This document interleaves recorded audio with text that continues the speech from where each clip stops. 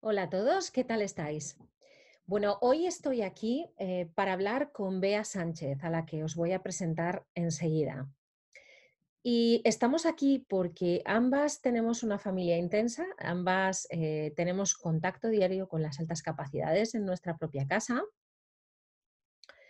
y sabemos que hay muchas familias en esta situación que necesitan respuestas o muchas familias que tienen la sospecha de que sus hijos o alguno de sus hijos tiene altas capacidades y necesitan respuestas. Así que, bueno, hicimos un pequeño sondeo en Instagram sobre qué preguntas os gustaría que respondiésemos y lo que vamos a hacer es tratar de ofreceros toda la información posible. No vamos a poder responder a la cantidad tremenda de preguntas que nos habéis hecho, pero sí que vamos a tratar de responder las máximas posibles, dando un poco de prioridad a todas aquellas que, bueno, que resultan más típicas y que pueden ayudar al mayor número de familias posibles que nos esté viendo. Bueno, pues entonces paso a presentaros a Bea. Bea Sánchez está especializada en identificación y diagnóstico de las altas capacidades, así como de la alta demanda y de la alta sensibilidad. Es creadora del curso Crianza sin agobios, al que podéis acceder a través de su web mamavaliente.es. Y después os vamos a hablar de otro de sus cursos que está por repetirse, por iniciar otra etapa ahora en octubre y que es precisamente sobre niños de altas capacidades. Os dejaremos toda la información sobre todo esto. Bueno, por mi parte, yo soy Ana Isabel Fraga, soy coach enfocada especialmente en familias intensas, en la crianza de estos niños y niñas tan intensos, pero que además tienen unos papás o unas mamás también intensos, ¿no? En distintas formas cada uno, pero, pero que realmente forman y conforman una familia intensa. Además, soy escritora, trato de llevar a través de las historias y de los cuentos toda la información, ¿no?, que muchas veces se necesita, ¿no? Pues el porqué del comportamiento, cómo trabajar las emociones, los miedos y dar herramientas que puedan ayudar a estas familias. Bueno, pues ya os voy a presentar a Bea. Hola Bea, ¿cómo estás? Hola, hola a todos. Bueno, así para empezar, ¿no? Me gustaría que nos contases un poquito, pues, quién eres, por qué estás aquí, por qué estás haciendo esto que haces, ¿no? A lo que te dedicas, ¿no? ¿Por qué las altas capacidades? ¿Por qué la alta sensibilidad? Por qué todo esto? Cuéntanos. Pues mira, yo vengo del mundo del arte. Yo era doctorada en Bellas Artes, estaba en la universidad y ya tenía una niña y resultó que nos quedamos embarazados en 2015 con la casuística espontánea de que eran gemelos. Bueno, ya no solo me encuentro con el tema de que son más niños en casa y hay más que gestionar, sino que uno de ellos era especialmente intenso. Así que empecé a abordar el tema de la intensidad en los niños. Y decidí que todo lo que yo había puesto en práctica con mi hijo podría serle útil a otras madres. Y fundé Mamá Valiente, que es la página web mía, donde daba una serie de consejos y tal. Y ahí empecé a ahondar. Me metí en el tema de la alta sensibilidad. Me identifiqué yo como persona altamente sensible. Me metí en el tema de la alta intensidad con la alta demanda, que es el paradigma de la alta demanda es mi hijo pequeñito. Y también, como no podía ser de otra forma, porque al final hay un enlace que une a una cosa con otra, me metí en el mundo de las altas capacidades. Viendo ciertos comportamientos de mi hijo, me veía yo, veía mi infancia y entonces empecé a meterme en aquel mundo. Decidí formarme como experta en diagnóstico e identificación en la universidad para poder aportar otra visión, porque veía que se estaba hablando mucho de la cognición y se usaban mucho los test psicométricos, pero había una parte de sensibilidad que quedaba fuera cuando los psicólogos trataban este tema. Entonces, mi obsesión era, digamos, ver qué une este tipo de características o de forma de estar en el mundo, cómo se distinguen unas de otras y cómo podemos ver desde muy pequeñitos ciertas alarmas o alertas que nos van diciendo, oye, atenta porque tu hijo está demandando más por esto, por lo otro y por lo demás allá. Y ese es un poco el resumen de por qué estoy aquí. ¡Wow! Súper chulo. Me gustaría destacar algo que has dicho, que es que empezaste a verte a ti misma, ¿no? Empezaste a identificarte a ti misma. Es increíble cómo esto nos pasa a tantos padres que tenemos hijos con altas capacidades, con alta sensibilidad, que de repente, por querer ayudarles a ellos, ¿no? Te encuentras entendiendo qué es lo que te pasa a ti, ¿no? Tu infancia incluso, ¿no? Y tus propias Claro, reacciones, ¿no?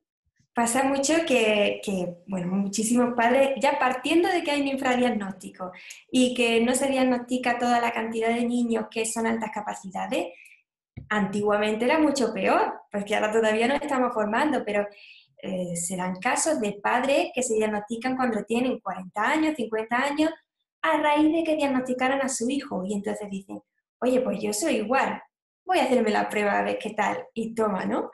A mí me pasó, por ejemplo, que, claro, yo me meto en este tema, empiezo a hablar con mi madre y mi madre me dice, claro, si a ti nos sugirieron que te pasáramos de curso, lo que pasa es que como eras tan sensible, pues bueno, dijimos que no y ya está. Y yo digo, pero ¿por qué no me contáis estas cosas? Claro, claro. Entonces, claro, como que empiezas a ver cosas que no entendías muy bien de tu infancia, de repente quedan muy evidentes cuando tienes a tu hijo como objeto de estudio, por así decirlo. Claro, mira, yo de esto que hablas también, yo con mi madre, no hace mucho todavía me dijo, nena, yo recuerdo una vez que el profesor me llamó la atención porque preguntabas demasiado en clase. Por favor, o sea, y yo tampoco había oído nunca eso, nunca me lo había contado, ¿no? Es curioso. Otra cosa que quería destacar es algo importante que has dicho y que creo que realmente es lo que nos importa a las familias, y es que muchas veces, pues cuando descubrimos que nuestro hijo tiene altas capacidades, parece que todo está centrado en eso, en las capacidades, ¿no? Sin embargo, lo que más nos preocupa realmente a las familias es qué hacer con esa sensibilidad que muchas veces viene acompañada. Ahora nos contarás un poco que no siempre, bueno, ya nos cuentas, pero sí que es verdad que qué hacemos con toda esa intensidad y con toda esa sensibilidad. Y eso es lo que realmente a nosotros nos preocupa, ¿no? Y tener pautas para eso realmente. Entonces me parece un apunte muy importante, ¿no? Que no es solo el diagnóstico o qué hacer con esa capacidad, sino todo lo que viene con esa forma distinta de estar en el mundo, que no es ni más ni menos que eso, ¿no? De hecho, mira, me parece importante porque en el curso de altas capacidades hay una parte que es características del niño de altas capacidades y hay otra que es características emocionales, que me parecen tan importantes como las cognitivas. Y a veces nos centramos en lo que el niño sabe, lo rápido que aprende o cómo trabaja su metacognición y se nos olvida que emocionalmente muchos pasan desapercibidos, porque el profesor simplemente dice que es un niño muy sensible o que no se adapta o todo lo contrario, que molesta en clase, que es disruptivo, y simplemente con las emociones podríamos tener una identificación, no un diagnóstico, pero sí podríamos identificar a un niño que tiene ese potencial. Así es. Bueno, vamos entonces un poco con las preguntas a ver qué nos han dicho. Vale, Bea, ¿te parece? Claro, claro. Venga, pues vamos allá. A ver, aquí hay una cosa interesante, una mamá que nos mandó una pregunta, pero al hacerme la pregunta, antes hizo bueno, una afirmación que creo que, bueno, me gustaría que comentásemos porque a mí me saltan un poco las alarmas, a ver qué opinas tú, ¿vale? Ujú. Ella me decía que trata de no diferenciarla del resto de los niños. Y entonces, yo cuando oigo esto, a mí me saltan un poco las alarmas porque siento, ¿qué hay de malo en ser diferente, ¿no? Y es como que tenemos que ser todos iguales, todos cortados por el mismo patroncito. En el momento en el que tu patrón resalta o sale por algún lado, en el sentido que sea, es como, uy, no, no, esto hay que recortarlo, ¿no? ¿Hasta qué punto eso puede afectar a nuestros niños, ¿no? En su autoestima, en si soy diferente, no, no tengo que encajar, ¿no? Que es un poco lo que yo a veces digo, la diferencia entre encajar y pertenecer, ¿no? A veces tenemos que partirnos un poco para tratar de encajar y no, ¿no? ¿Tú qué opinas de esto? Me gusta mucho eso de encajar y pertenecer, me ha gustado, me lo apunto. Pienso que la diferencia enriquece al grupo. Y con estos niños yo soy partidaria de que ellos lo sepan y de que también lo sepa el grupo. Y el momento, el cuándo, depende un poco de lo que hablamos, de la emocionalidad del niño, del grupo y demás. Pero sí que soy partidaria, igual que en una clase se dice quién tiene síndrome de Down para que el grupo pueda aceptarlo y pueda comprender por qué ciertas reacciones o ciertas respuestas. Igualmente, creo que se debe saber porque no es nada malo y porque ya es momento de pensar que es una cosa como elitista o no sé, porque hay muchos mitos. ¿Verdad que parece un poco como que tener altas capacidades está mal visto? Es como, no, tú esto escóndelo. Yo a cuántos padres me he encontrado que, no, yo esto no se lo voy a decir a él porque no vaya a ser que se crea, ¿no? Y no es que sean más ni menos, simplemente tienen otra forma de estar en el mundo. Entonces, tenemos que aprender a transmitirles esto, ¿no crees? ¿Qué me dices? Sí, eso que dices es curioso porque hay muchos padres que dicen, yo no se lo digo porque creo que se lo va a creer, ¿no? Como que se va a venir arriba. Y lo cierto es que está demostrado que estos niños tienen la capacidad emocional o la inteligencia emocional suficiente como para no tener ese tipo de respuesta. De hecho, es raro. Cuando alguien está muy creído, eh, ponemos en duda incluso las altas capacidades, ¿sabes? Entonces, me parece importante que el niño lo sepa, porque si no, se pasa toda la vida pensando por qué es diferente, por qué no encajo, por qué me aburro cuando vamos allí y mis amigos se lo pasan bien. Mm. Entonces, hay muchas formas de decirlo, de afrontarlo, sin tener que esconderlo, porque luego pasa que llegamos a la adultez sin saber esto, no sabemos nada de por qué hemos funcionado de esa manera. Incluso hay herramientas que no podemos poner en práctica porque no conocemos que pertenecemos a este grupo. Ten presente que a nivel legal, a nivel estatal, están reconocidos como niños con necesidades específicas. Entonces, no se trata de creerte más, son niños que necesitan ayuda, niños que están fracasando porque no tienen la ayuda que necesitan. Entonces, ¿cómo vamos a esconder una dificultad? Así es, y esta es otra de las, yo creo, de los hándicaps que tenemos las familias, ¿no? De los problemas, es que el hecho de que son niños con necesidades especiales y no, en muchas ocasiones no se les está teniendo en cuenta, ¿no? Y es como, tú no dices que eres muy listo, pues tira para adelante, ¿no? Y es como, ¡guau! O sea, te apetece tirarte de los pelos. Bueno, para resumir esto diríamos que la diferencia enriquece al grupo. Me gustó muchísimo esa frase. La diferencia enriquece al grupo y es natural, normal, y les va a ayudar a ellos en su autoestima y en su vida reconocer cómo están en el mundo, cómo lo ven, ¿no? Cómo lo sienten y lo perciben. Guay. Bueno, me parece una idea súper chula para que quede ahí muy clara. Vale, ¿qué más nos preguntaban? ¿Cómo manejar la intensidad? Porque sí que es verdad que muchas veces van unidas, como hablábamos al principio, y entonces, bueno, pues, ¿cómo manejamos esto? Es una pregunta súper amplia, pero porque, claro, frustración, miedos, muchas emociones que hay ahí, que ellos sienten a tope, incluso la alegría, ¿no? Que puede ser euforia. Entonces, danos algunas pautas para manejar un poco toda esta intensidad. Creo que lo primero es que los padres conozcan, tengan la información de cómo funciona su cerebro. Y tienen que saber que tienen un cerebro más reactivo a los estímulos y que además crea más sinapsis o conexiones cerebrales. Eso quiere decir que tienen un cerebro como con muchas carreteras. Así que ellos tienen más información de todo y la han procesado más y la están vivenciando más que los demás. Y tenemos que tener presente que ese niño está sintiendo más tanto para lo malo como para lo bueno. Y esto coloca al padre o al profesor en una situación más compasiva para comprender que está manejando muchos inputs y que eso puede estar desbordándole emocionalmente. Sea que tenga una salida con rabieta, con ansiedad, con depresión, podemos verlo. Y que es muy importante también la actitud que tengamos nosotros ante su estallido, porque son niños que absorben las emociones.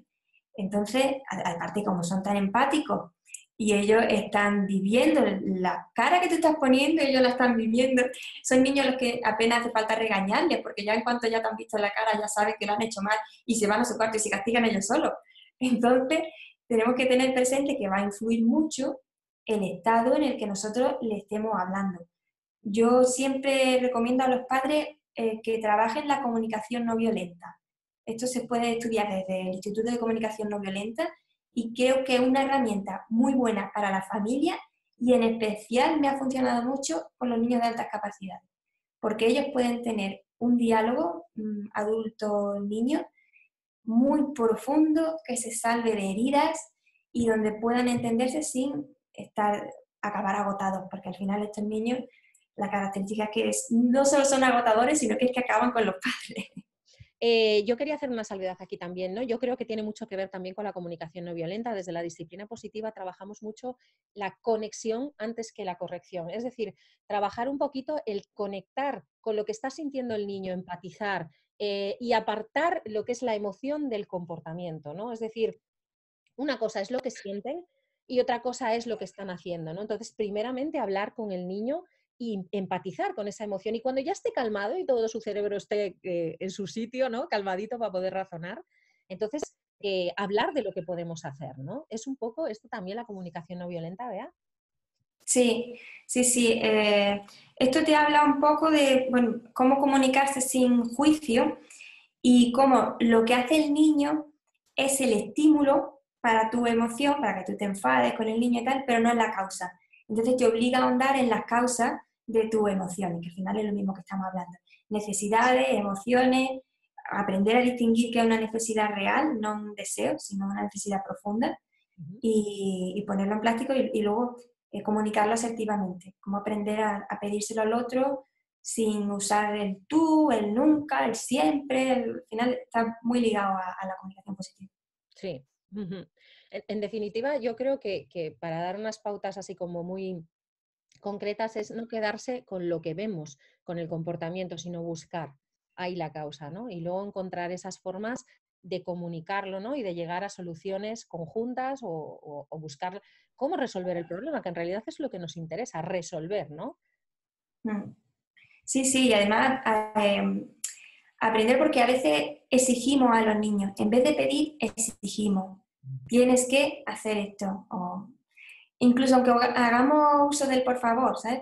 Por favor, pon la mesa, pero una exige. Y cuando exigimos al niño, le dejamos solo dos caminos, o la sumisión y acata la norma, o la respuesta y la rebelión. Con Mm. lo cual, ninguna de las dos opciones nos interesa. Nos interesa una comunicación desde la petición, desde el podrías. Ahí me gustaría resaltar algo que tú has dicho, ¿no? Que es pon la mesa, por favor, ¿no? O sea, cómo el lenguaje no verbal, ¿no? Es decir, el tono de voz, la postura, la mirada, ¿no? Dicen mucho más a veces que lo que dicen nuestras palabras, ¿no? Porque ese por favor casi suena a mordisco, ¿no? Es como... Totalmente. ¿Verdad que estos niños son muy sutiles? Entonces ellos captan detalles que no vemos los demás, tanto visualmente, que a veces nos quedamos solo con el tema de la imagen, pero también en los sonidos y también en la forma en la que nos comunicamos, lo que decimos y lo que no decimos, el entre líneas, ¿no? Ellos son perfectos captando lo que hay entre las líneas. Entonces hay que tener un, un plus de cuidado con la comunicación que hacemos con ellos. Exactamente. Tener estos hijos que nosotras tenemos y que tantas familias tienen, bueno, todos los niños, ¿no? Yo creo que son grandes maestros, pero cuando tienes estos niños es que es como un plus, ¿no? Que tienes que aprender más un poco cómo comunicarte, tu lenguaje, aprender a ver más allá. Es como, bueno, es como un máster Sí, total, sí. ¿no? De comunicación.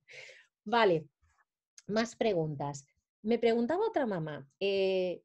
¿Cómo hacer para motivarles? Porque ella me contaba un poco que su hija, em, cuando hacía algo sin esfuerzo, que no le costaba, ya lo hacía en nada, en cero coma, ¿no? O sea, muy rápido. Pero en el momento en el que le planteaba tareas con más exigencia, abandonaba. No, era como si rechazase el esfuerzo. ¿Qué puedes decirnos sobre esto? ¿Cómo poder motivarla para que realmente le apetezca, bueno, pues esforzarse también, ¿no?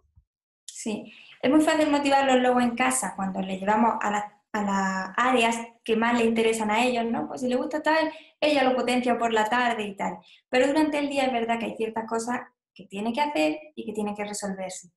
Le ayuda mucho saber el porqué de esas cosas. Porque a veces lo que no comprenden, lo que ellos no pueden entender es que tengan que hacer esto porque sí, porque esté en el programa de la clase o porque el profesor lo diga. Entonces, con ellos hay que ir un paso más allá y decirle, mira, esto se hace porque quieren potenciar tu conciencia fonológica, o ya le explicas tú, ¿no? Pues si hay algo en lengua que están dando, explícale por qué están dando eso. Están dando eso porque esto les va a servir para los demás allá, porque se han dado cuenta que este es el año en el que están más receptivos para ese tipo de aprendizaje. En fin, dale como un lenguaje, o te diría como si tuvieran un libro de texto cada niño, a ello habría que ponerle como un pie de página más, ¿no? Que supieran por qué están haciendo. El simple hecho de que todo tenga sentido para ellos le ayuda a aceptarlo, porque son niños que no aceptan el porque sí, o el porque yo lo digo, o porque soy tu profesor. Entonces hay que confiar en que ellos son lo suficientemente capaces como para comprender ese porqué y no voy a meterle este contenido, como los niños son esponjas, voy a meterle. Hay una psicóloga que decía que eran como ocas de engorde y nos preocupábamos solo de meterle conocimiento, pero no estábamos atendiendo a la asimilación de ese conocimiento. Para que este niño dé su sí para asimilarlo, diga, ok, voy a asimilarlo, tiene que saber por qué tiene que asimilarlo. Así que eso ayuda bastante. Simplemente, por ejemplo, cuando son con la etapa de lectura, es que yo no sé por qué tengo que copiar esto 5 veces. Pues mira, porque al copiarlo tantas veces lo estás leyendo y estás interiorizando que la M va antes de la P y que así cuando lo leas va a leer del tirón mucho más rápido y vas a poder leerte el libro que tú quieres, ¿no? De alguna manera que todo tenga su lógica. Ajá, vale, o sea, lógica y darles el porqué es fundamental para ellos. Vale, vamos a por otra pregunta. Nos han hablado de las diferencias, porque es verdad que a veces encontramos muchas confusiones entre, por ejemplo, altas capacidades y alta sensibilidad, o TDA, o Asperger, o incluso nos han preguntado la diferencia con el autismo. Cuéntanos un poquito así, bueno, brevemente, porque es una pregunta amplísima, pero brevemente, un poquito las diferencias o qué puede ocurrir ahí.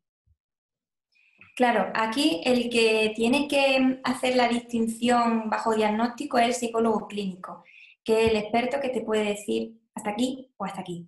¿Qué pasa? Que muchas veces existe una comorbilidad o lo que en el campo de las altas capacidades se llama doble excepcionalidad, es decir, que los niños son doblemente excepcionales o triple. Son niños que no solo tienen la alta capacidad, sino que pueden tener una dificultad de aprendizaje, como un trastorno por déficit de atención o una hiperactividad, o pueden tener un autismo, lo que se llama autismo de alto funcionamiento, que siempre hemos conocido como Asperger, pues puede coexistir, porque sabemos que Asperger son muchos niveles, entonces hay algunos que son muy sutiles y muy leves, que incluso algunas características se confunden con las de alta capacidad y conviven. Es una cosa ya más de niveles, ¿no? De saber, por ejemplo, ambos son muy perfeccionistas y autocríticos, pero cuando uno se vuelve muy inflexible y monta rabietas y se bloquea y demás, vale, entonces quizás debamos tener presente que puede haber un grado leve de autismo en este caso. ¿Qué pasa? Que cuando conviven dos situaciones así, puede que una esté tapando a la otra. Puede que tengan, en el caso del Asperger, mi niño ha sido diagnosticado de Asperger y no has prestado atención a que además tiene un cociente intelectual muy alto y eso no se está trabajando. Simplemente se está asumiendo que, bueno, el niño tiene estas circunstancias. O viceversa, que se haya diagnosticado en las altas capacidades y no estamos viendo otra dificultad como que tenga alguna dislexia o alguna dispraxia. Hay cosas que conviven y como que obviamos una en virtud de la otra. Y es un error porque todas deben ser atendidas. En cuanto a la alta sensibilidad, digamos que planea sobre todo esto que estamos diciendo. Todos estos niños son altamente sensibles, tanto el autismo como la alta capacidad. Entonces es una cosa que es común a todos ellos. Y a veces es verdad que simplemente vemos un niño que es muy sensible y quizás sus, digamos, áreas de conocimiento en las que él es más experto no son las académicas.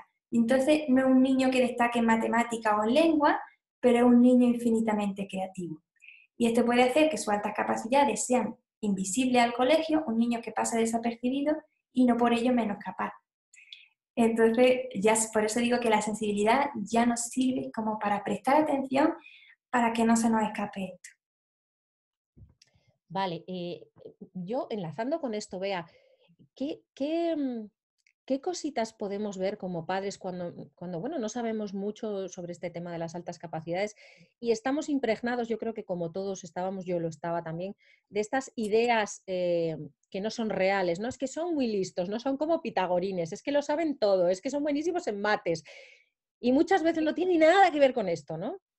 Sí. Entonces, para esos papás y mamás que nos están viendo que dicen, mi hijo tendrá altas capacidades porque sí que yo le veo muy intenso, yo que, no sé, que están viendo esto porque algo sospechan, ¿no?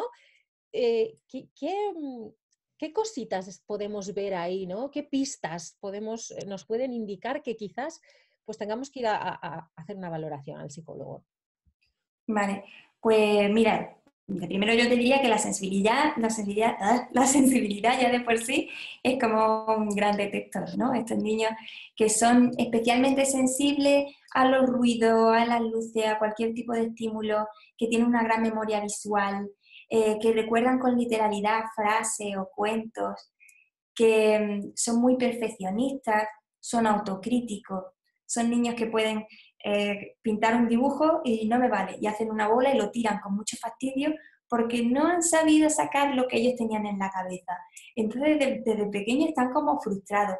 Incluso tienen esa frustración cuando son muy, muy bebés y quieren caminar y no pueden. Que esto es lo que se llama disincronía interna en el mundo de las altas capacidades. Ellos quieren que su cuerpo haga algo para lo que su cabeza quizás esté capacitada, pero no su biología. Con lo cual ven niños que se tensan mucho y no sabes por qué y por qué llora. Y lo que quiere es andar, o lo que quiere es caminar y quiere ir un paso por delante de lo que su cuerpo todavía puede. Normalmente estos niños tienen una edad intelectual, una edad cognitiva y una edad física y cronológica. Es decir, que a lo mejor tiene un niño de 11 años encerrado en un cuerpo de otro de 8, que es lo que, digamos que con los diagnósticos se puede un poco ajustar esto, ¿no? Y saber qué edad tiene el niño a nivel intelectual. Son niños a los que les desbordan sus emociones y que vamos a ver en el colegio que aprenden muy rápido y con mucha facilidad. Tienen una memoria asombrosa.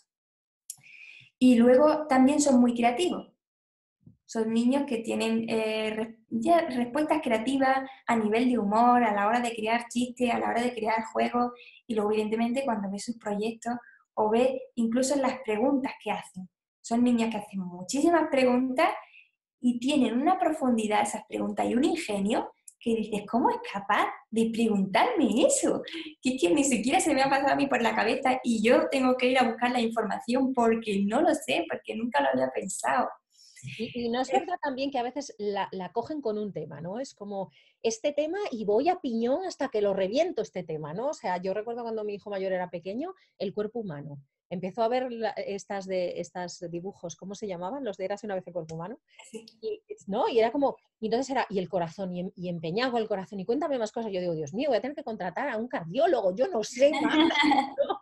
Y vamos a San Google, ¿no? Pero era como, quiero saber, ¿no? Y sabía muchísimo sobre eso. Sin embargo, en el colegio no le interesaba aquello, ¿no? O sea, un poco especificar, porque has dicho sí que es verdad que tiene mucha memoria o que en el cole aprenden rápido, pero también es verdad que muchas otras veces pasan del colegio totalmente porque no les produce ese interés o no está dentro de su campo de intereses, ¿no?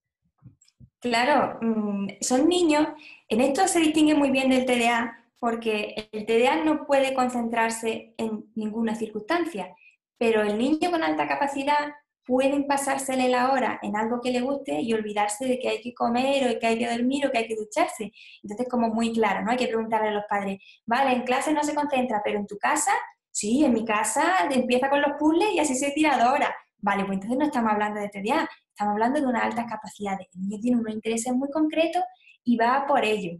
En el tema del conocimiento necesitan saberlo todo, que todo esté justificado, con lo cual tienen un compromiso con la tarea enorme. Son niños además que a menudo, no siempre, algunos son precoces caminando, son precoces hablando y algunos son precoces leyendo y llegan a ser autodidactas, aprenden a leer cuando aparentemente tú no le has enseñado, a lo mejor le has puesto el material a mano, pero no ha sido una cosa de que tú digas, voy a hacer que lea antes de los 4 años, y el niño ya sabe. Entonces estos son como... Eso me lleva a otra cosa, ¿no? Que es una, digamos, bueno, no sé si voy a decirlo así, acusación que nos hacen a los padres a veces, es que tú le estimulas demasiado. Es que, claro, es que le pusiste a enseñarle las letras con, no sé, es que, ¿no? ¿Qué nos dices con esto, no? Porque a veces nos sentimos tan injustamente tratados, ¿no? O sea, ¿qué nos dices? Sí, tú lo has dicho, es que es injusto y es falta de conocimiento, porque los padres ya tienen tarea suficiente con dominar esa intensidad como para además ponerle clases extraescolares por la tarde. O sea, es que ya con lo que aprenden, son ellos los que van demandando conocimiento y son ellos los que van un poco por delante. Y son ellos los que además Me parece que por ciencia infusa tienen cierto tipo de deducciones porque son muy buenos con la lógica, son como pequeños detectives, son capaces, como ven tantos detalles, son capaces de unir una cosa con otra. Y llegan a una conclusión que tú no le has explicado. Entonces parece, el niño viene con la lección aprendida que ya el padre le ha dicho que esto es por esto. No, él solo ha ido deduciendo, porque son esos los pequeños detectives que tenemos en casa. Es verdad, sí, sí, sí. Unen todos los puntitos y ellos llegan solos a sus conclusiones, ¿no? Y esto yo quería preguntarte, ¿es habitual que los niños de altas capacidades se preocupen por la muerte, por los temas concernientes a la muerte mucho antes que otros niños? Porque en mi caso, mis 2 hijos, así fue, ¿no? O sea, preguntarme sobre eso, pero bueno, preguntas que no te cuadran, ¿no? A esa edad, ¿no? ¿Qué nos puedes decir sobre esto? Sí, es bastante habitual. Es verdad que hay una época de los niños, como los 5 años, así, que empiezan a hacer preguntas sobre la muerte, pero algunas son preguntas muy ingenuas. Cuando nos encontramos con otro tipo de preguntas que hablan ya de una trascendencia y hablan de un Dios y hablan de qué pasa con el cuerpo después o de la gente que se queda, esto ya se sale un poco fuera de la típica pregunta sobre la muerte de cuando se muere el abuelito. Entonces ahí es cuando ya un poco nuestros ojos se abren. Ellos tienen este tipo de preguntas muy tempranas y además, como tienen esa empatía tan fuerte, ese sentido moral y de justicia, empiezan a plantearte dudas sobre el espectro de la muerte o el tema que toque, que van un poco más allá de lo que corresponde a su edad. Entonces, hay Y veces... esto muchas veces yo creo que es el detonante de que desarrollen miedos importantes que, claro, como su mente va mucho por delante de quizás su capacidad emocional, ¿no? Y física, cómo ajustan luego todos estos miedos que una cabeza de 3 o 4 años más de lo que es su cuerpo o sus emociones, claro, cómo ajustamos todo esto, ¿no? Y muchas veces esto es algo que nos preocupa a los papás. Claro, es que esto es lo que hemos hablado antes de la disincronía interna, porque el niño está viviendo la edad que está viviendo y emocionalmente responde como puede responder. Digamos que el corazón evoluciona a una velocidad normal para todos y el cerebro no. Incluso dentro de un niño, distintas partes del cerebro se desarrollan a una distinta velocidad. Entonces, nos encontramos, por ejemplo, un niño que vive una situación de una separación de sus padres y parece que verbalmente lo expresa como que lo ha acogido muy bien y lo entiende todo, pero emocionalmente tiene la respuesta del niño con la edad que tiene. Y es en esos casos en los que dice, lo listo que es y los rebotes que se pega y el berrinche que coge. Claro, porque es que a nivel de emoción, pues tiene sus 6 años o los que tengan y ya está. Esto no puede ir más rápido. La emoción no se le puede meter Claro, prisa. además es que yo creo que aquí hay un plus, ¿no? Porque el niño de 6 años que vive esa situación reacciona mental y emocionalmente como un niño de 6 años. Pero cuando tu mente va tan por delante y tus emociones no acompañan, yo creo que incluso las emociones se tienen que volver más intensas, ¿no? Porque tratarán de equilibrar eso y es muy complicado, ¿no? No hay la posibilidad en ese momento de equilibrarlo, ¿no? Claro, es que a lo mejor están viendo una película ellos y ven algo que es muy injusto y se ponen a llorar porque esto es injusto y tal.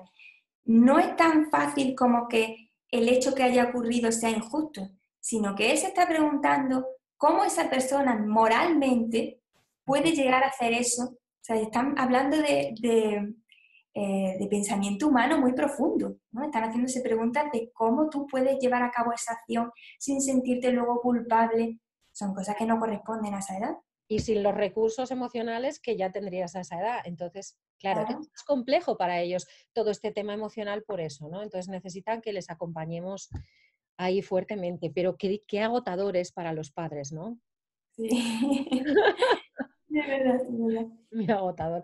Bueno, vamos, entonces desde aquí también os mandamos un abrazo así como de cariño a todos, ¿no? Porque sabemos que Apoyo, apoyo moral. apoyo. Vale, bueno. Ay, eh, Ana, me gustaría comentar algo que sí, dentro de las características hay algunos niños que se salen un poco fuera de lo que entendemos como niños de altas capacidades, ajá, que son los niños que son disruptivos en clase y que molestan, que tienen mala letra, que su agenda es un caos, que los están como niños, bueno, desconcentrados. especialmente el mayor. ¿Sí? Sí, sí. Claro, es que yo me he encontrado con casos que dicen, mi niño no puede ser alta capacidad, ¿tú has visto la agenda que tiene? Si esa letra con la que escribe. Bueno, es que aquí ya hablamos de un tipo de alta capacidad, que son los aprendices visoespaciales, que ellos aprenden por imágenes y no aprenden por el método auditivo secuencial del colegio. Y eso hace que se fijen en el todo más que en el detalle. Entonces ellos te quieren contar una idea y la caligrafía, la ortografía es un detalle que a ellos no les interesa. Van a lo que van. Entonces despistan un poco, ¿eh? Parece que tenemos un trasto de Por niños. ejemplo, mi hijo mayor incluso, que lee mucho, ahora ya no tanto, que está en la adolescencia y ahí tenemos un cambio, pero ha leído muchísimo. O sea, lo que es la letra es que es como, esto es accesorio, o sea, es lo que dices tú, ¿no? Pero las tildes, y cuando una persona lee mucho, o sea, se te va quedando, ¿dónde va la tilde? ¿Dónde esto es con H, esto es con B? Y eso él lo pasa, pero por completo desapercibido, o sea, es como, no es importante, ¿no? O como cuando le mandan copiar el enunciado de un ejercicio en clase. ¿Por qué? ¿Para qué? Lo que hace falta es resolverlo, ¿no? Entonces, ¿por qué tengo que copiarlo? Y estas cosas le vuelven un poco loco, ¿no? Es un poco lo que dices, ¿verdad? Sí, sí, totalmente. Como los niños invisibles. Sí, sí, sí, sí. Y de aquí me sale otra cosa que nos suelen decir a los padres muchas veces, que es la famosa frase esta de a mí no me parece que tenga altas capacidades, ¿no? ¿Qué hacemos Sí, con esto, eh? ¿Qué hay hacemos? un libro buenísimo que se titula así, a mí no me parece, o no sé el título exacto, pero el libro es una maravilla porque habla de esto. Es que a mí no me parece desde qué perspectiva, porque tengamos en cuenta que cuando se estudia educación en la carrera, las altas capacidades es una anécdota de una asignatura. O sea, que no se tiene la formación suficiente como para creerse que se tienen los conocimientos del psicólogo clínico experto y decir a mí no me parece. Vale, a ti no te parece bajo el cliché que llevamos arrastrando tantos años, pero esto ha evolucionado muchísimo. Fíjate si ha evolucionado que antes se creía que superdotado era solo el 2% de la población y ahora se sabe que superdotado es un tipo de alta capacidad, pero que alta capacidad es un espectro mucho más grande que nos lleva del 10% al 15%, según las investigaciones actuales. O sea que fíjate, y yo Total, todavía no... en cada curso tiene que haber al menos uno o varios niños o niñas con Exactamente, entre capacidades uno y que dos están niños te vas a encontrar. desapercibidos. Y el porcentaje de niños con altas capacidades que fracasan en este sistema escolar que tenemos asusta, Mm. asusta. Sí, sí, hay un porcentaje, un 60%, creo que estaba, hay alguna fuente que dice 70%, Y hay de fracaso. variaciones, pero el porcentaje en general es altísimo. Hay un baile, pero claro, también es un baile de cifras incontrolado, porque si solo se ha detectado o sea, falta por detectar un 90%, pues no sabemos realmente si los que están fracasando y dejando los estudios forman parte también de este número, ¿no? Ahora es cuando un poco se empieza a regular, pero pues pasa totalmente desapercibido y cuando se hacen las pruebas en el colegio, a veces son los propios profesores los que deciden qué alumno va a pasar las pruebas. Y esto es totalmente injusto, porque ellos no tienen los conocimientos para decidir quién sí y quién no. Todos los niños deberían pasar las pruebas.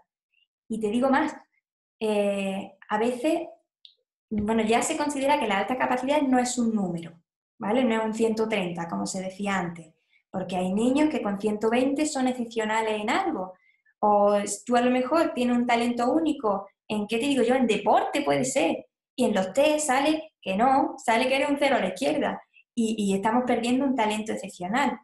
Entonces, eh, incluso dentro de las comunidades autónomas hay distintos números. Para algunas comunidades 130, otras 125, y esto hace que un niño pueda ser alta capacidad en Andalucía y no serlo en Madrid. Que es que esto es como Esto una... a los padres nos resulta tan absurdo y tan frustrante, de verdad, es terrible, porque realmente no es un número, claro, es una forma de ver el mundo, es una forma de funcionar, es una forma de percibir. Es solo eso, ¿no? Yo creo que en el momento en el que consigamos verlo así, ayudaremos no solo a los niños con altas capacidades, sino en realidad a todos, ¿no? Porque Claro, claro. si todos pasasen pues por unas pruebas que nos dijesen, Juanito es así, tiene estas características, y Pepito es así, ya independientemente de si son altas capacidades o lo que sea, pero, ¿no? Pero bueno, claro, aquí ya vamos un poco yo creo que a una utopía, ¿no? De momento eso parece, ¿no? Ya aquí, claro, ya estamos hablando de dinero y de cosas que no podemos manejar Exactamente, ¿no? en Pero que lo ideal en sería la poder trabajar administración. con cada niño de una forma, pues eso, ¿no? Como lo necesita cada niño, porque cada uno tiene su forma, ¿no? De aprender y de... Y enlazando con este tema, Bea, vale, imagínate, bueno, pues que ahora algún papá o mamá que nos está viendo dice, oye, pues con lo que me estáis diciendo yo sospecho, qué es lo que tengo que hacer ahora? O sea, ¿cuál es mi siguiente paso? ¿Tengo que ir al cole, hablar con el cole, con el tutor, con el orientador? ¿O tengo que ir a un psicólogo privado? ¿Qué tipo de psicólogo? ¿O da igual? O no sé, o ¿cómo es? Cuéntame. Pues tienen la vía privada y la vía pública.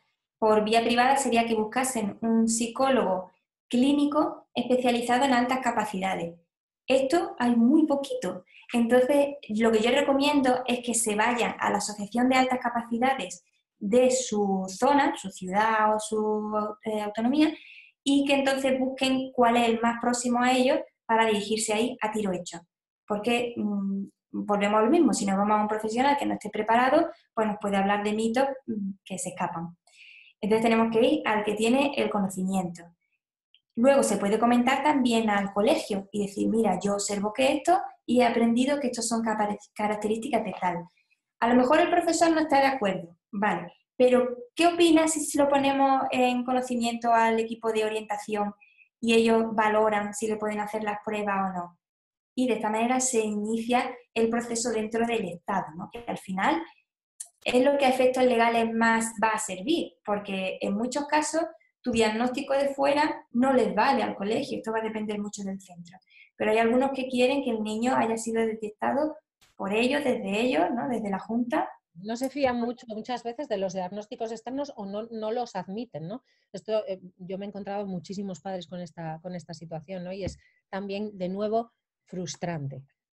Sí, esto frustra mucho porque ahora hacen al niño pasar otra vez por unas pruebas, pero quizá una batería distinta de test. Kaufman mantenía que si tú le haces a un niño 12 pruebas distintas, vas a obtener 12 resultados distintos. Claro. Porque el que tú hagas bien un test psicométrico solo quiere decir que se te da bien hacer test psicométricos. Y la alta capacidad es como algo mucho más extenso, todo lo que estamos hablando, ¿no? De emociones, y por eso hace falta un experto que lo valore, sea por privado, sea por la pública. Incluso el pediatra también se lo puede comentar. Al Lo que pediatra pasa también. es que el pediatra esté formado ya es otra cosa, pero él también te puede dar herramientas Es si verdad que tienes nos la resulta suerte. bastante, es verdad que nos resulta bastante complicado encontrar profesionales que sepan de lo que estamos hablando, ¿no? Yo, en mi caso personal, hablando con un médico o con un profesor, y en el 90% de los casos me he encontrado con personas que no sabían, ¿no? De lo que estaban hablando, porque empezaban a soltarte tópicos y entonces tú te echas las manos a la cabeza, ¿no? Y dices, guau, o sea, ¿con quién puedo contar, no? Entonces, fíjate que hemos estado hablando todo el rato de todo lo que a las familias que tenemos niños con altas capacidades nos produce frustración, ¿no? Y yo creo que muchas veces nos sentimos como sin apoyo, como sin ayuda, ¿no? Un poco solos ante el peligro. ¿Qué podemos decirles, Bea, a estas familias que se sienten así, ¿no? Yo creo que tú y yo también nos hemos sentido así en ocasiones, ¿no? Y que todavía nos ocurre cuando nos topamos pues porque nuestros hijos tienen que ir al cole, tienen que ir al médico, ¿no? Y que muchas veces, fíjate que yo el otro día llevé al niño al oftalmólogo y la luz de mirarle los ojos le molestó. Yo le dije a la oftalmóloga, es que es muy sensible, le trató muy mal. O sea, Bueno, no teniendo en cuenta su sensibilidad, es como, ¿eres sensible? ¿Eso qué es? Eso, tontería, todo, venga que eres un niño, ya eres grande. ¿No? O sea, claro, y nos vamos topando con esto y nos vamos topando con muchas situaciones frustrantes. También es verdad que nos topamos con gente que nos ayuda, porque vamos a tener esa esperanza también, ¿no? Con coles que son, que aportan y que nos apoyan. Pero ¿qué hacemos, Bea, con toda esta frustración? ¿Tú qué nos dices? pues mira, yo te diré que de los casos que he tenido, ni uno solo estaba equivocado. Es decir, que los padres aciertan, te diría yo que en un 90%. ¿Sabes? Ellos son los mejores identificadores de su hijo, porque es verdad que no lo están viendo en el colegio, pero ya han visto muchos años de primera infancia que el profesor no conoce y que son fundamentales, ¿eh? Porque ya en los 3 primeros años vemos un desarrollo que no habla mucho del niño que tenemos entre manos. Y el profesor tampoco sabe cuándo el niño está en casa y está cómodo y cómo lo ve, cómo reacciona ese fin de semana. Tenemos una información que el profesor no tiene a no ser que se la transmitamos. Entonces, los padres, cuando empiezan a pensar que su hijo tal, no es porque hayan leído una página de internet, es porque se han bebido varias. Y además han encontrado un libro y empiezan a encontrar coincidencias y saben que su abuelo era igual y saben ya, vienen como con una información que siguen dudando porque parece como que no está bien el padre que sobrevalora a su hijo, ¿no? Que todos los niños son muy inteligentes a los ojos de cada padre, es verdad. O sea, pero luego hay una cosa... Dicen mucho, Bea. Es que, claro, todos los papás veis a vuestros hijos como los más listos. Y realmente no es cierto que en muchísimos casos, cuando empezamos a buscar sobre esto, no es porque nosotros digamos, ¡ay, qué súper listos mi niño!, sino porque, ¡ay, tengo estas situaciones que no sé qué hacer con ellas! Es que tengo estos retos con él, es que no sé cómo manejar esto, es que... Y es ahí cuando empiezas a buscar información más bien, ¿no? Cuando realmente te das cuenta de que necesitas una ayuda o entender qué está pasando, ¿no? ¿A ti te ha pasado? Claro, cuando tienes el problema, cuando te encuentras un niño que se queda llorando paralizado en la puerta del colegio porque no quiere entrar, porque se aburre o por lo que sea, ¿no? Y entonces ya empieza a decir, vaya, ¿por qué se aburre? Bueno, ¿y por qué no quiere entrar? Tú piensas lo primero, ¿le estarán pegando en el colegio o algo? Y luego Claro. ves que no pasa nada, aquí en el colegio no pasa nada, tu hijo lo hace todo bien, no hay ningún problema. Claro, pero que evolucione bien a nivel académico no quiere decir que emocionalmente no tenga él un reto ahí enorme, ¿sabes? Entonces yo animo a los padres a que no se rindan y persistan, que llamen a las puertas que haga falta llamar, ¿sabes? Porque a veces no es que una persona quiera hacerte un mal, sino que no tiene el conocimiento adecuado, ¿sabes? Hay profesores que reconocen que no están preparados para cierto tipo de casos y que un niño de alta capacidad en un cole es un marrón enorme. Entonces, entre que no están formados, que no saben exactamente qué es lo que tienen que hacer, ni qué perfil tiene, ni aquello es un caos que a veces como que lo dejan pasar o lo pasan a otras manos, pasan la bola y ahí es cuando tú tienes que ponerte firme y decir, no estoy loca, sé lo que estoy viendo y tengo suficientes indicadores como para pensar que mi hijo tiene esta alta capacidad. Y si no me lo decís vosotros, yo iré a un privado que le haga las pruebas. Claro, yo creo que es muy importante esto que estás diciendo, ¿no? El ser firme, el no tirar la toalla, aunque a veces te apetezca tirarla, ¿no? Aunque a veces digas no puedo más. Bueno, pues que también nos vamos a permitir ese momento, ¿no? Del no puedo más, pues hoy tiro la toalla y dejarme todos en paz, ¿no? O sea, vamos a permitirnos también esos momentos, creo que son vitales. Pero es muy importante tratar de conectar siempre con las personas que están con nuestros hijos, no enfrentarnos, sino conectar constantemente con ellos, entendiendo que para ellos es difícil, como estás diciendo tú, ¿no? Que no tienen los conocimientos, que es un marrón porque realmente se les viene todo encima, no saben qué hacer con ello, ¿no? Y luego también tener que hablar con la familia. Es decir, su situación también es compleja, ¿no? Entonces, vamos a conectar con ellos y desde ahí pedirles ayuda. Oye, yo lo que necesito es ayuda con mi hijo. Entonces, ¿cómo podemos ayudarle, no? Más que ir con el hacha en la mano, que a veces hacemos esto y yo creo que la situación incluso puede empeorar, ¿no? Y al final está con nuestro hijo, nuestra hija un montón de horas, ¿no? Claro, es que, mira, te voy a contar un caso personal, por ejemplo. Mi hija mayor es súper creativa. Entonces yo cuando le planteo estas cosas en infantil a la profesora, me dice que no, que ya, a mí no me parece, ¿no? A mí no me parece porque no destaca en matemáticas ni en lengua, por lo cual no lo veo. ¿Qué tendrán Y las mates y la lengua? ¿Qué tendrán? tengo una fijación ahí. Y entonces, ok, digo, venga, pues nosotros por nuestra cuenta le hacemos una prueba privada de creatividad gráfica y demás, y dio el máximo, dio como el centil 95, pero claro, entiendo que si tú estás buscando un perfil de alta capacidad concreto, académico, en esta niña no lo vas a encontrar y va a ser como invisible, ¿no? Entonces la estrategia que yo hice fue regalarle libros de alta capacidad a los profesores, ¿sabes? A los que iban a atender a mis niños, bueno, pues que tengan este material como regalo, ¿no? Como, oye, a ti que te gusta el tema de la educación y tal, este libro va a ser muy interesante. Y de alguna manera ya no me puedes decir con la ceguera de yo no conozco nada. Bueno, te voy a dar un material gratuitamente para que puedas ayudar, no al mío, porque bueno, ya no importa, es a todos los que te van a venir, que yo he visto profesores que me han dicho, yo llevo 20 años dando clase y nunca he visto un niño de alta capacidad. Y esos profesores me los quiero comer. Digo, lo que tú has estado es 20 años con unas gafas puestas. Claro, claro, claro. Yo, por ejemplo, el año pasado la tutora me dijo, mayor me dijo, yo llevo 20 años, me lo ha recordado, ¿no? Yo llevo 20 y tantos años dando clase y a tu hijo lo que le falta es disciplina. Yo, espera, que me voy a tirar por la ventana, así. O sea, es como, perdón, ¿no? Faltan muchos conocimientos, ¿no? Y en el cole está difícil, pero cuando llegas al instituto aún más complicado, porque tienen un profe para cada asignatura, ¿no? Y ahí son pues 8 o 9 librillos de maestrillos y ahí es más complicado, ¿no? Pero bueno, hay que seguir luchando, yo creo que estamos en el camino. Bueno, pues hemos contestado todo, Bea. Nos falta una cosita, es verdad. Creo que es un tema muy amplio, pero a ver si nos puedes dar alguna pincelada, si te parece, porque yo escribí una vez un artículo sobre este tema, sobre las obsesiones, y sí que es verdad que no es que todos los niños de altas capacidades tengan obsesiones, ni mucho menos, pero sí que es verdad que encontramos algunos y no son sencillas y pueden ser muy desesperantes para la familia. ¿Qué nos puedes decir un poco sobre este tema? Vea. Pues mira, estos niños ya desde pequeños empiezan a acusar muchos miedos, que es también una de las alertas por las que vemos que algo es diferente en ellos. Y es que ellos observan todas las probabilidades. Ellos ven todas las cosas que podrían ocurrir, ¿no? Digamos que si están en un parque y van a subirse a una zona muy alta, ellos ya han visto todo. Ya han visto que podrían caerse por aquí, que podrían pasar la tarde en el hospital, que entonces de alguna manera tienen tanta información que Hacen la eso le película, ¿no? Completa. se hace en la película, claro, que su mente va por delante de todo. Entonces hay cosas que para ti es como, bueno, pues no te va a pasar nada, te caes y te levantas. No, para ellos no, porque si me daño la muñeca y la semana que viene tengo el examen de no sé qué. ¿Sabes? Son niños que por tanto conocimiento que tienen, eso les genera mucha ansiedad y mucho estrés.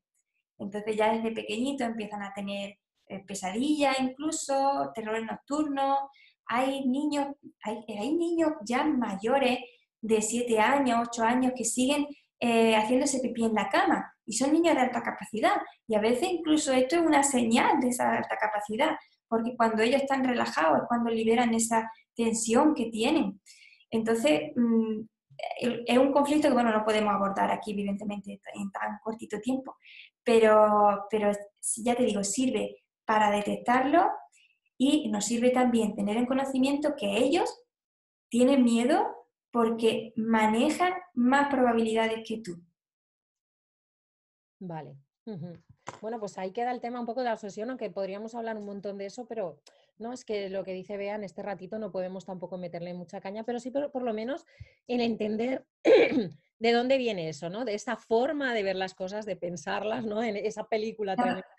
También es cierto que ellos se sienten muy cómodos en el control, no les gustan los cambios ni situaciones que ellos no puedan dominar.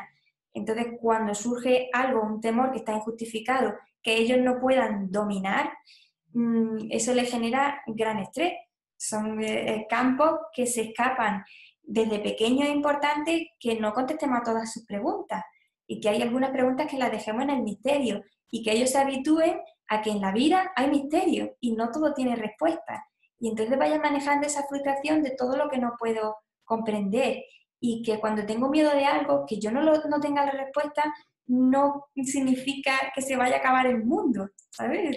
A veces los miedos son que tengo un examen y tenemos un niño que está vomitando antes de ir al examen, cuando ese niño saca un 10, pero tiene un terror de lo que puede ocurrir si yo no entro a la universidad que quiero o a la carrera que yo espero.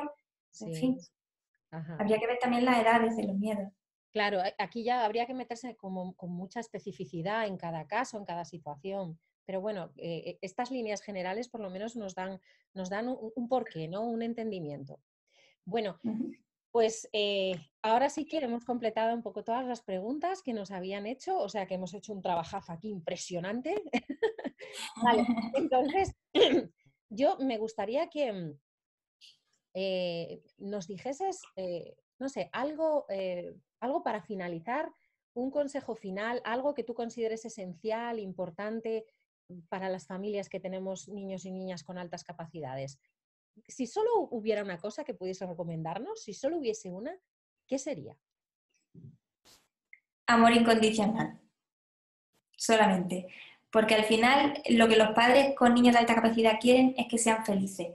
Les importa un bledo donde acaben trabajando o lo único que quieren es que sean felices. Y por eso sufren tanto cuando ven ese tipo de frustraciones o de aburrimiento. Así que al final la mejor respuesta es siempre la respuesta desde el amor. Ya ni libros sobre crianza, ni no, piensa, ¿cómo actuarías con tu hijo desde el amor en esta situación que tiene? Y esa es siempre la respuesta más adecuada, porque nadie como nosotros conoce a nuestro hijo. Sí, señor, amor incondicional. Y esto nos vale para todos los niños del mundo, tengan altas capacidades o no, pero en este caso sí, cómo responder. Aún más necesitamos que a veces nos perdemos tanto en estos retos del día a día, ¿verdad, Bea? Que estamos todo el rato intentando apagar los fuegos del día a día y perdemos de vista un poco realmente el objetivo, ¿no? Que queremos, que es que ellos sean felices y bueno, pues el amor incondicional, genial. Vale. Y para despedirnos, Bea, me gustaría que me contases un poco, porque sé que ahora en octubre se abre de nuevo las inscripciones para tu curso de niños de altas capacidades. Cuéntanos un poco qué es ese curso, qué vais a hacer, cuánto dura, dónde pueden acceder a él. Cuéntanos. Pues mira, es un curso que está alojado en la plataforma Cuentos para Crecer y es un curso de niños de altas capacidades. Está dirigido tanto a padres como a profesores, como a todo el que tenga interés en tener este tipo de conocimiento. Empieza el 14 de octubre, está tutorizado por mí, con lo cual todas las dudas que vayan teniendo las resuelvo yo misma y lo conforman una serie de vídeos de temas escritos que ellos luego se descargan y te queda un material que te queda para ti para siempre y una serie de ejercicios que no son obligatorios. Los ejercicios se hacen si quieres tener el certificado y son ejercicios de reflexión. No es una cosa de que yo te vaya, que tú tengas que estudiarte, sino que reflexiones sobre eso que hemos aprendido para que de verdad nos quede interiorizado. Y ahí vamos a ver las características del niño, tanto emocional como a nivel intelectual. Eh, porque a veces el niño no parece superdotado, ¿no? Todas estas cosas que decimos, pues que no lo veo, no lo parece, ¿qué es lo que está pasando ahí? ¿Cómo afrontamos el sobreestímulo o el infraestímulo? La cantidad o la calidad de estímulo que trabajamos con ellos. El no forzar a los niños, porque a veces pensamos que como niños de alta capacidad hay que apuntarlo a todas las extraescolares y que se convierta en el genio de la generación. Luego hay un bloque muy importante que es de gestión emocional, donde ahí te leo para que no se me pierda ninguno. Hablamos de autoestima, perfeccionismo, ansiedad y vulnerabilidad, donde abordamos el tema de las chicas, que es un punto importante, la alta capacidad en las chicas, el aburrimiento, la rabieta y la rigidez y el arma de la creatividad, cómo usar eso con ellos y en favor de ellos. Hablamos también de las relaciones del niño con el mundo, con los compañeros, con los padres, con los hermanos, con los profesores. Y luego una serie de hábitos saludables, donde hablamos del tema del sueño, la alimentación, el silencio, la relajación, cómo relajar a estos niños. En fin, un poco son tanto estrategias que se pueden llevar en clase como en casa. Uh-huh. El resumen. Súper completo, súper completo. Yo os animo a que os sumerjáis en él si tenéis algún niño en vuestra casa de alta capacidad, porque para ellos, Bea, estarás conmigo, para ellos que nosotros les entendamos es fundamental. Sí, sí, que ellos se sientan entendidos por lo menos en casa. Ya luego iremos abriendo, pero que la casa es mi refugio. Eso es, sí. Eso es, sí, sí. A muchos adultos que nos hemos visto reflejados en todo esto, ¿cómo nos habría ayudado el sentir esto, ¿no? Que nos entienden? Simplemente esto ya creo que es la mitad del trabajo hecho, así que... Bueno, Sí, pues sí. Bea, muchísimas gracias por estar aquí con nosotros, por compartir todos tus conocimientos y bueno, tanto Bea como yo creo que hablo por las dos, esperamos que esto os haya ayudado muchísimo y que bueno, que las cosas en casa pues empiecen a resultaros más sencillas, ¿no? Y que podáis disfrutar de la crianza de vuestros hijos. Pues nada más, un beso. Muchas gracias, Ana. Gracias a todos.